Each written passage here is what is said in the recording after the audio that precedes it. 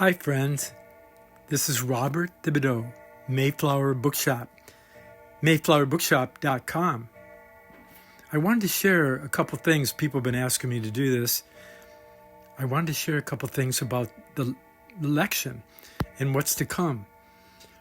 And what happened with the predictions of many an astrologer. Well, let's begin.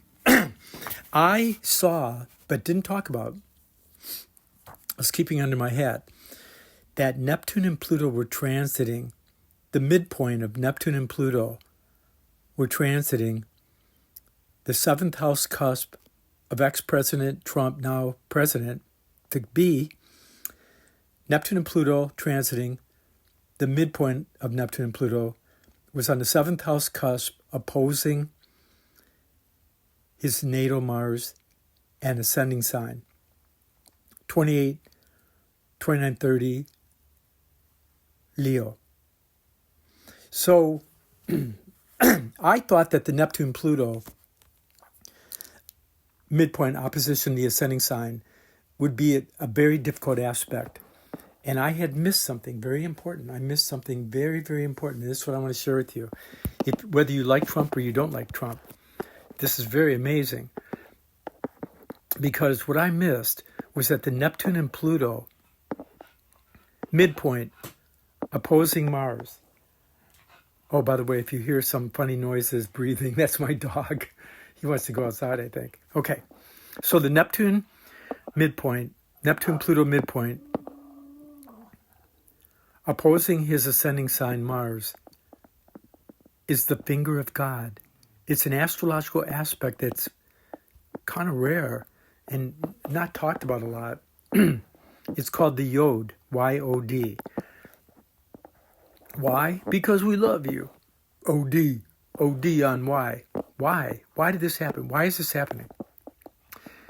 I'm trying to make a joke here. It's hard to find jokes these days that are any good, and I have to say that I don't mind late night TV guys doing really heavy jokes, banging hard on people. But they got to make good ones too. You know, they can't just be, everybody can't just be negative and attacking everybody. This is a problem. So here's what I wanted to say that's really critically important. If you're an astrologer, how could the prediction that Trump would lose be wrong? Well, he had and has progressed moon squaring his Pluto. And the progressed midheaven is conjuncting his Pluto. This is another aspect where you could say that he's having some problems, but the 12th house could be health issues. The moon could be the woman or the home. Square Pluto is a feeling of rejection by people that were once close to you. Could be a lot of different people. And the thing that's really crazy too is that Jupiter was on his midheaven, and Uranus is on his midheaven. Jupiter's like tripping around the node, and the sun. Okay, I just let my dog out so that we'll be able to talk. The dog is symbolic metaphysically of the lower mind. The cat, or the pussy cat, is the lower feelings versus the higher bodhisattvic compassion, love, and the higher intelligence universal. So Jupiter's been near or on President Trump's sun and his node. But Gemini is like, Jupiter belongs in Sagittarius, and Gemini it doesn't really like. And so because Gemini is going retrograde, many an astrologer thought he could lose on that. When Uranus hits the midheaven, which it's going to do again because it's going retrograde, Uranus midheaven is you reach a peak, like all-time high and peak. And then it's kind of a downfall. So Uranus had gone over the top of his chart, and he was having trouble before the election. But with Uranus going retrograde back to the midheaven, yeah, I think that's what happened. And so just to go over this again, Neptune in the 8th house cusp, using Coke tables, is in aspect to Pluto by sextile. And the midpoint is opposing the Mars ascending sign, which is the Yod, the finger of God. Now, I want to talk about this finger of God. It's really important because a week or two before the election, I heard ex-President Trump at the time, they asked him, like, how did you make it through getting shot? And he said, I don't know. It was the finger of God. I think it was the finger of God. And then it struck me to look at the chart for the finger of God, Yod, and that I assumed that he wasn't referring to astrology, but who knows? He's into everything. Everybody's into everything, really. They just don't tell you. At least for knowledge and love and truth and homie and whatever. So Trump says that it was the finger of God. I looked at the chart and saw the Neptune, Pluto midpoint opposing Mars Sun as the finger of God. And if he could direct that Mars ascending sign, which usually you can when it's on the ascending sign right there, that Mars, it's very powerful, you can do magical, transcendental, you can get a lot of leverage and get your wish and desire. Mars is the externalization and accomplishment of your desire and wish and will. And I thought of declaring that he was going to be a winner, but I didn't do it.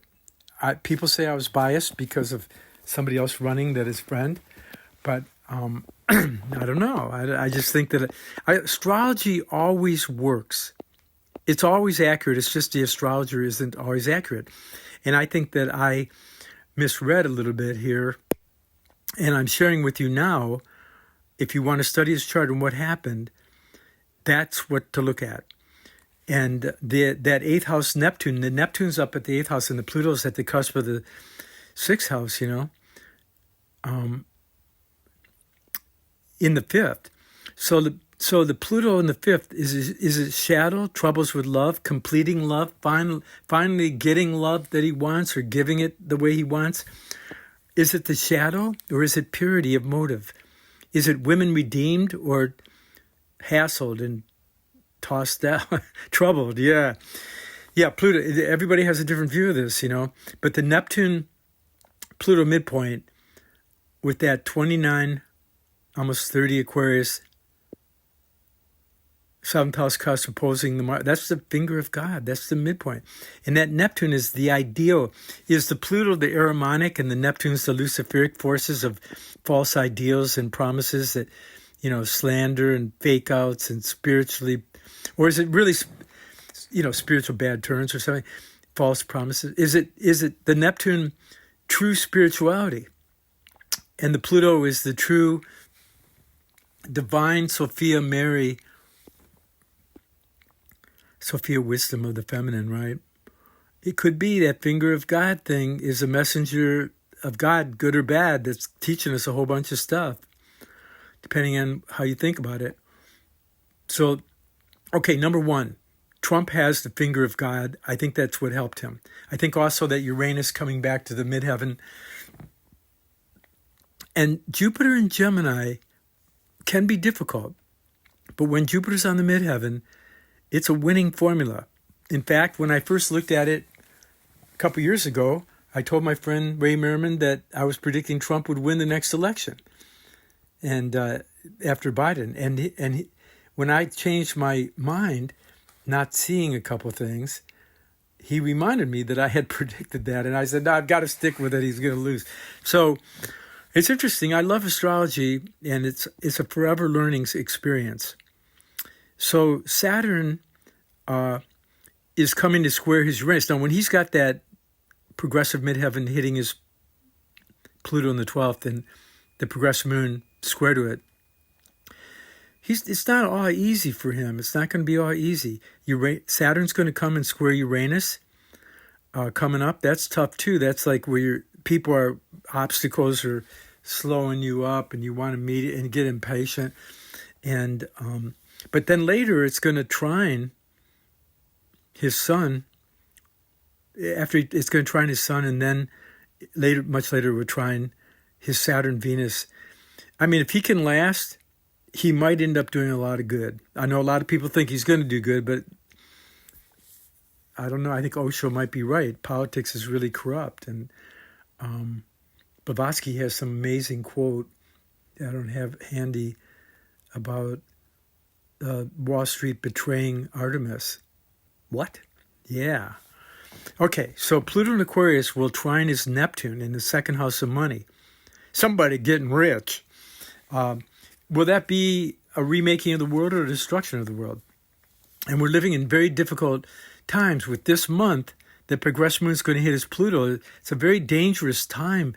That we seem to have the knowledge for weapons and aggression, but we don't have the wisdom for peace and never repressing, but always redirecting wrong impulses toward creative, co-creative bettering of the world, Okay, words fail me here. So what else do I want to tell you about Trump? President Trump. Progressive midheaven, conjunct Pluto coming, this discarding what doesn't work. He'll be quick to discard what doesn't work. And there's a little bit of power struggle, but powerful connections that need a more universal, selfless, sane, a heart for everybody's self. It can be very empowering, but it can also be power struggles. The Mars conjunct Chiron now, he does have like an ability to bring healing if he knows how to pull it off. And it's kind of like the wounded healer, but I don't think he thinks he's wounded. But if he's smart, he would know he's wounded, and he would become the healer, universal healer. This is Robert's ideals. Okay, and then progress Venus, try and progress Uranus. There's a lot to love about the guy. There's a lot to be confused about. Okay, so I wanted to say that about Trump's astrology chart. Gave you 12 minutes. And when it comes to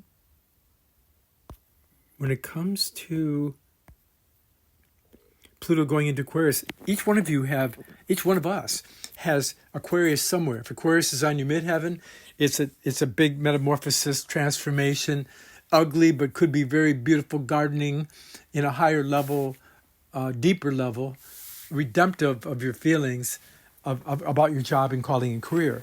It's the 11th house. It's this metamorphosis of friends, getting rid of. Pluto has to do with getting rid of what doesn't work so that the new things can come into your life. And so Pluto in Aquarius is the death and rebirth of friendships, but it's also opposing Leo, so egotism is out. It's just not going to work. After Pluto's in Aquarius for a while, it's big brother or brotherhood, you know what I mean? The hood.